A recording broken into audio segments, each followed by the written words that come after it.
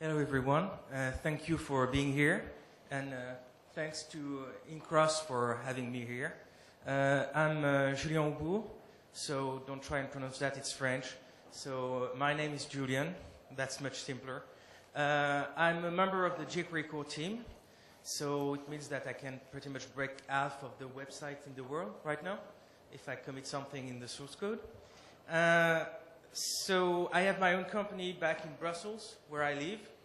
And I recently became one of the co-editor of the XHR spec at the W3C. So I have a question for you. First of all, who used Ajax in jQuery already? No one? Using Ajax? Like, okay. All right, some people. My second question is, what is Ajax? Like, that pretty much will help people who don't know about Ajax, right?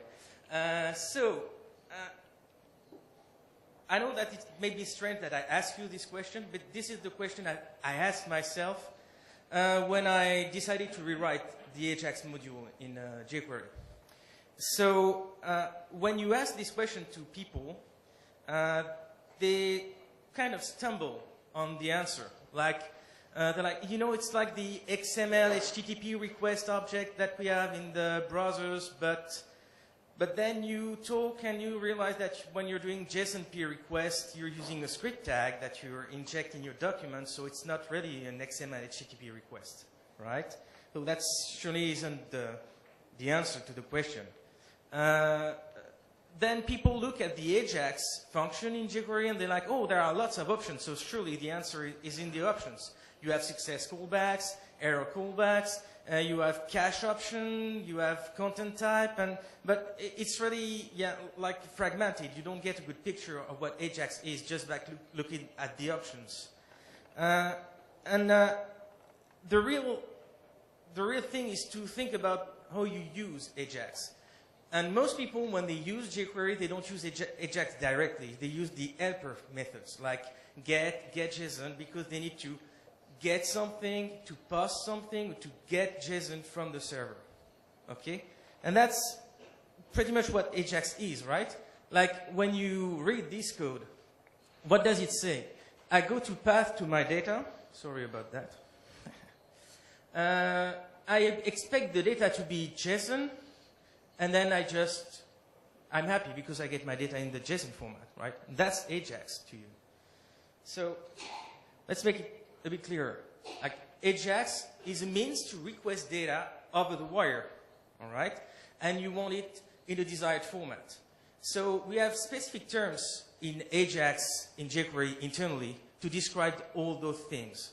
So the fact of requesting data is implementing using a transport. The fact of having the desired format means that we need to be able to convert between, for example, text and JSON, or text and XML. And Ajax has a lot of options, but I don't know if you went to the bug tracker, the jQuery bug tracker, but every day we have someone who comes in and say, I would like to have this option, or this other option, or I'm not able to do that or that with Ajax. So we have a lot of options. Ajax is very flexible, but people always want more. So we need some kind of mean to extend Ajax. And that's why we have prefilters. Prefilters, they should apply to helpers. Like if you use getJSON, you expect a prefilter that concerns JSON request to be usable. But if you use an helper for getting XML, for instance, you don't want the same prefilter to apply. So we get into that. So the three words I want you to remember are those ones: prefilters, converters, and transports. And we will just see how to create prefilters, converters, and transports within this presentation. I'd like to also to remind you that Ajax returns an object that is useful. Like the XHR is a promise, like Dan said. So if it's a promise, you can use the then, done, fail, state, and always methods, okay? Which means that you can store a request in a variable, then later on in your code, just attach a callback. And that will work whether the request has already been fulfilled or not. Let's talk about prefilters. I think the best thing is to look at a simple example. So there's something that comes up all the time regarding jQuery and Ajax, is that most people would like script requests to be cached true by default. Like they would like all the time the thing to use the cached version. And that's not what's going on in jQuery. And we cannot change that because of backward compatibility issues. So let's read what's written here. Like we have for script, if the cache option is undefined, set it to true. I mean, this is quite simple to read, and it actually works. Like whenever you will make a script request, if you define this prefilter and you don't give a cache option, the cache option will default to true. Let's see that in detail. So a prefilter is a function that is called before a request is issued. Within the prefilter, you can abort the request, you can modify options, and you can add down and fail callbacks because you have access to the JQ XHR object. So after that, you combine all this, and that's what the etc. means. So let's see how a prefilter is given to Ajax. You just call the Ajax prefilter helper, and you give the function, or you can specify a data type. And if you specify a data type, JSON, XML, script, you're just saying to jQuery, just apply this prefilter for this kind of request. Like the second example, we'll just add the function for JSON request, not for the others. So that pretty much repeats what I just said.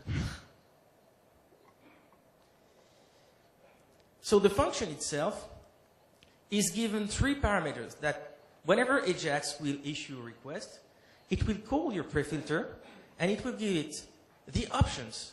That is, all of the options with the default defined in Ajax settings. The original options, which are the options that you gave yourself to Ajax without the defaults. And the jQuery object, which is the request itself. So that's to make things clear. Ajax prefilter, a function that takes 3 arguments, or Ajax prefilter, a data type, and a function that takes 3 arguments. So with what you know now, it's much easier to read this, right? Like I create a prefilter that applies to script request, and if in the options I don't have the cache option, I default it to true. So this is another example of a prefilter. What you see on top is actually code being executed. So what do I do in this Ajax prefilter? Well, I just log stuff. Like when the prefilter is called, I just log that the request is starting. Then, when the request is done, I will output success with the data. And if it fails, I will output error with a message. Okay? All of that is in a conditional. It's in an if test statement, because I want to make sure that this is not applied for every request. I just invent an option, a new Ajax option that doesn't exist yet. And I say when the log option is true, well, log the request. And when you call Ajax with the log option true, well, it stays starting the request. The request is get name. And it's a success, and I get Ralph's name.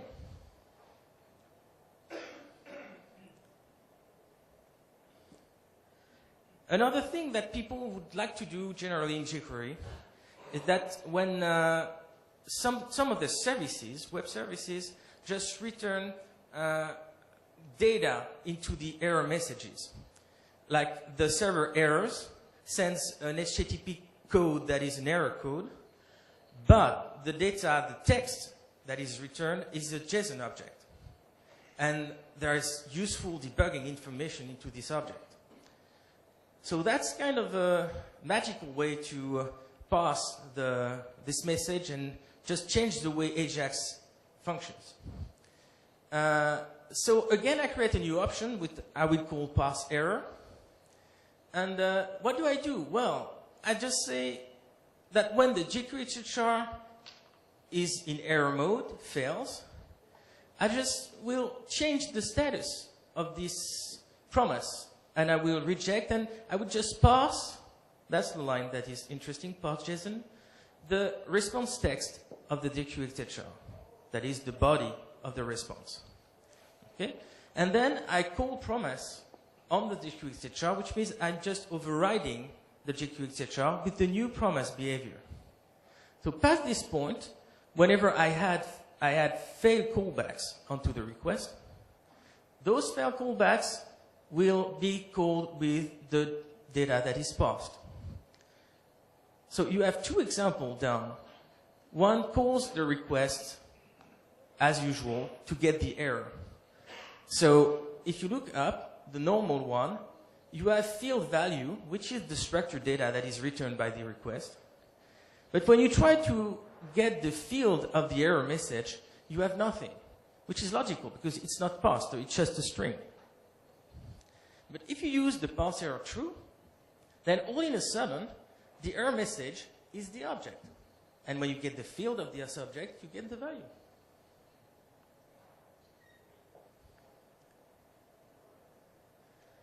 So that's it for prefilters. Now let's talk about converters. So then again, I think a good example is better than anything else. So I don't know if some of you used some Microsoft web services, like ASP stuff.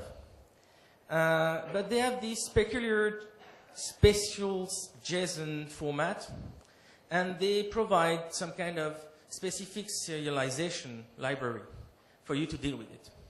The problem is that Ajax just understands proper JSON. But if you use this line of code, well, this snippet of code, well, you're just telling Ajax that when it converts text to JSON, it must use this function. This function takes the text message, deserializes it, looks if it has a D property, returns this property if it has, or the object itself, which actually solves the problem of using those weird JSON, Microsoft JSON services. So let's see how it works. So a converter is a function that is called by Ajax internally, if and only if the response needs to be converted. So obviously, if you receive some text, you want to have it into an XML format, you won't call the text to JSON converter. So you can see those converters, some of those converters that are exposed on jQuery already. Like when you do text to JSON, we use parse JSON internally. Text to XML, we use parse XML. What you can do is that you can override an existing converter, which was the example that I showed you. You can also create a new converter, and by doing so, create new data types. So there are quite some default converters into Ajax settings. That's straight out of the jQuery source code. So we can convert anything into text using the window.string function. Text to XML is like a no operation. It's the same thing, true. Text to JSON is parse JSON. Text to XML is parse XML. And text to script is global eval, like we're just executing the script.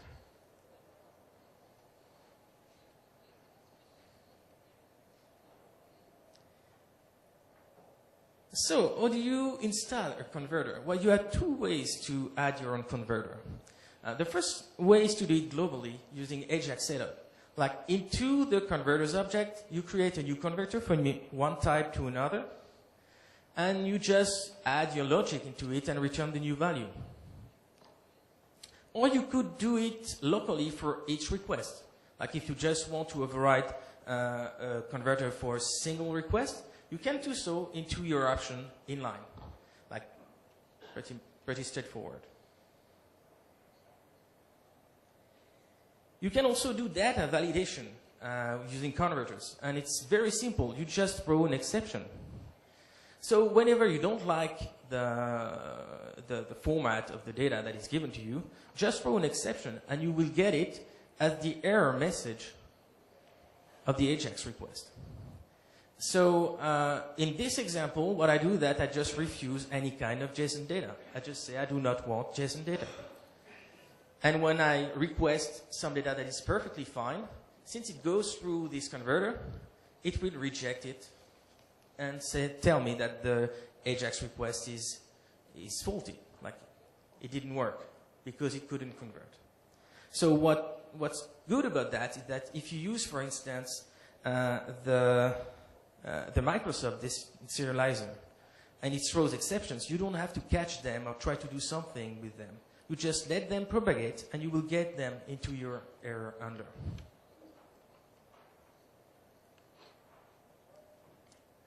So, just a reminder of what we saw, the first example we saw, should be quite clear now. So it's done globally, and we just override the text-to-JSON converter globally.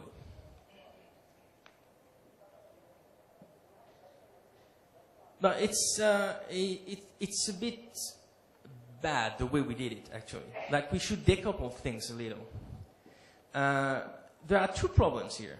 The first one is that the JSON is some kind of special type of JSON. And the second one is that some services in ASP will just return an object with a D property that is the actual response, but sometimes will just send the object itself. So it's quite cool to try and decouple that, and I'll show you why. But for instance, what you can do is that you override the text-to-JSON converter to use the Microsoft serializer, and then you create a JSON-D data type. And you create a converter from JSON to JSON-D. And what you're saying here is that, all right, I have some JSON. I just check if I have this D property D, and then I return it. And if I don't, I just return the JSON that I was given. Okay, it's just exactly the same thing we have here, except that we separated the first part and the second part. So after that, what can you do? Well, you can do AJAX requests using your JSON-D data type. Okay? What you can do also is that you can change data types using AJAX. So you can do the Lados example. Like you're saying, all right, I want to get this URL. It's JSON-P, and I want it converted into JSON-D. So it will get the script, because JSON-P is just a script. Execute it, get the object, and then control if it has a D property and return that. Well, that's the advantage of decoupling stuff. And if you mix prefilters and converters, you can do quite crazy stuff. So don't worry if everything is not that clear, because that's crazy. So what do I do here? I just invent a new option which is called MS Service. And I say that when this option is true, well, I will change a lot of things in the options of my AJAX request. First of all, I will override the text-to-JSON converter to be Microsoft compatible. Then I will serialize the data in my option using the Microsoft serializer. I will force the type of the request to be a POST request, and I will force the content type, that is the content type of the data I'm sending to the server, to be JSON. And here is how you would use this thing. You would just say, okay, this URL is actually a Microsoft service with data hello world. And just by setting MS service true, you automatically get your data transformed using the Microsoft serializer, send with the proper content type to the server, and the response, that is this peculiar JSON format, will be converted using the proper algorithm. And if you only deal with this kind of services, well, just set it globally into AJAX setup. And when you use, for instance, post, it will work exactly the same as if the option was defined in the, when given in line.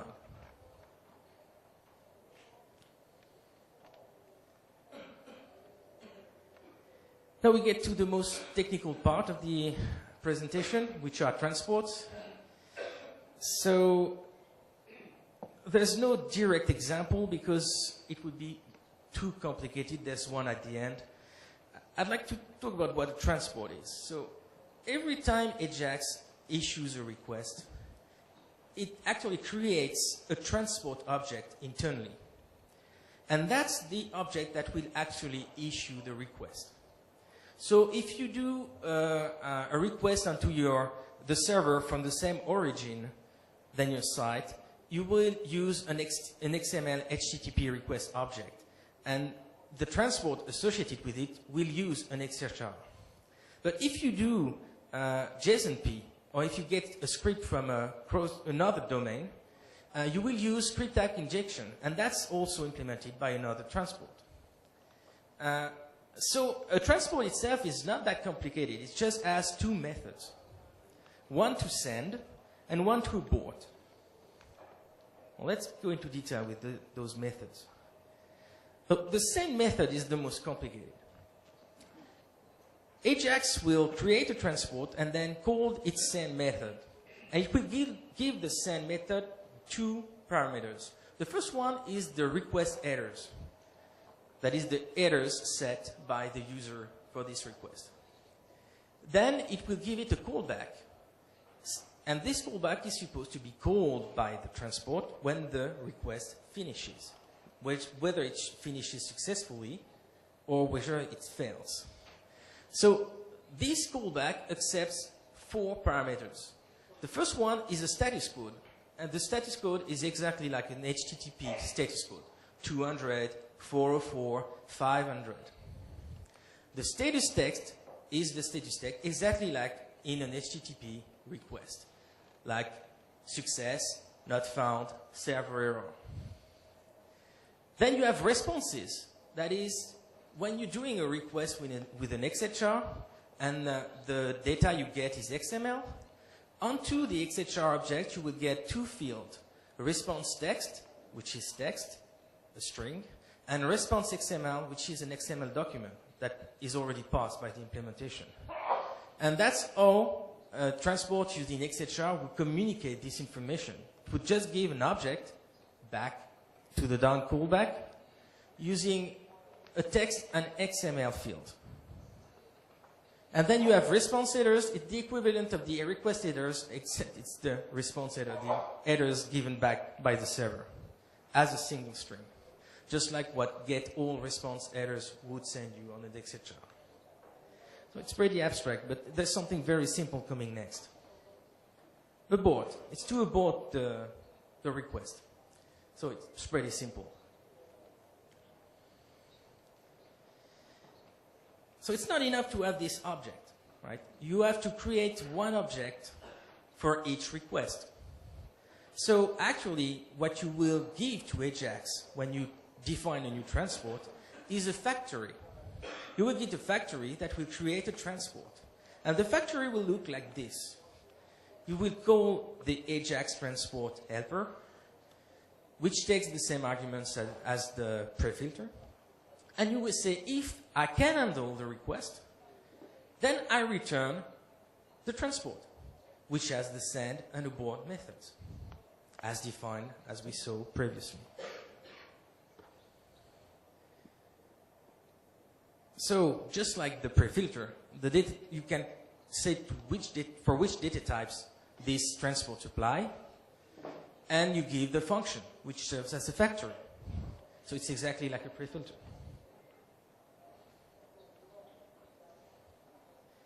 So that's a simple example, sorry. So I tried to walk you through it. So the idea is that we will try to load style sheets, all right, CSS style sheets. What you could do is like load the style sheet using an XHR, using Ajax, as you do for anything else, then create a style element and put the text you got from the server into the style element. The problem is that the URLs will be wrong. Like if they're dependent on the location of the style sheet. So your best bet is to actually inject a link into your document with the proper href. So it's pretty similar to injecting the script tag to execute a script. So what do we say? We say that we only support GET request. Well, first of all, it's for CSS. We create a new data type, which is CSS. All right? So we say we create an ajax transport for CSS that only works for GET request. We don't do POST. When we are asked to send, we just create a link element. We attach an unload and a non-error handler to call back with a success or an error.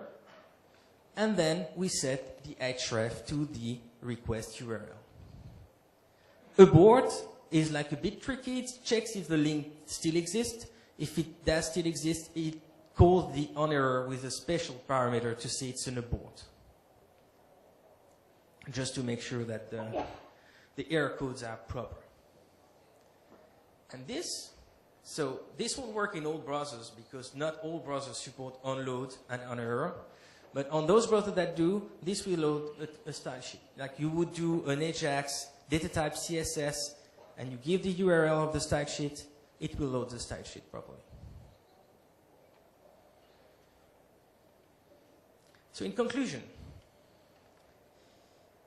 you're probably wondering, staring at me and asking yourself, okay, why would I want to use these kind of things, very technical things? 3 reasons. The first is that it happens a lot of time that you're asking data from a server and it's not at all the format you were expecting. Mainly because the guy doing the backend probably doesn't know which format you're expecting, or did a format of his own, and you have to deal with it, and it's too late to change that. So when it happens, you need to use converters. Like it's easy, just create a new data type and create a converter from text to this data type, and it's done.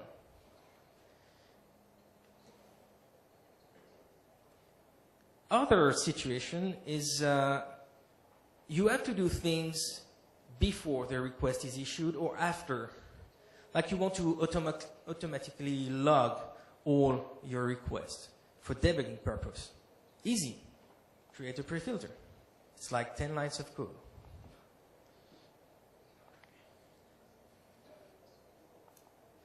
And finally, if you're really desperate, you may have to add a new transport, that you may have to request something and you don't have any means into Ajax by default to request this data. That's when you use transports.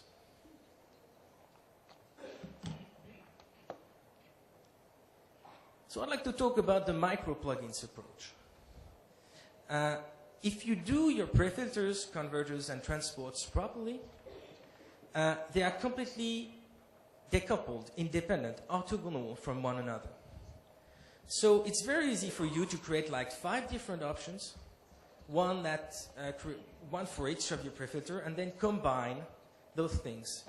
And the code of a prefilter or converter is really small. Generally, you're just doing something very precise.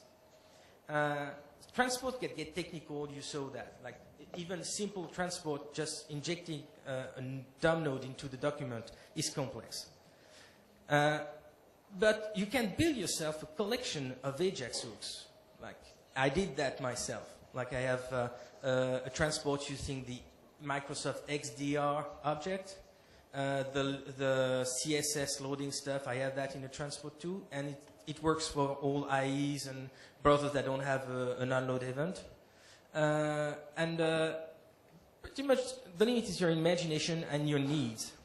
So really learn to use these, drop them into your apps when you need them, and be happy.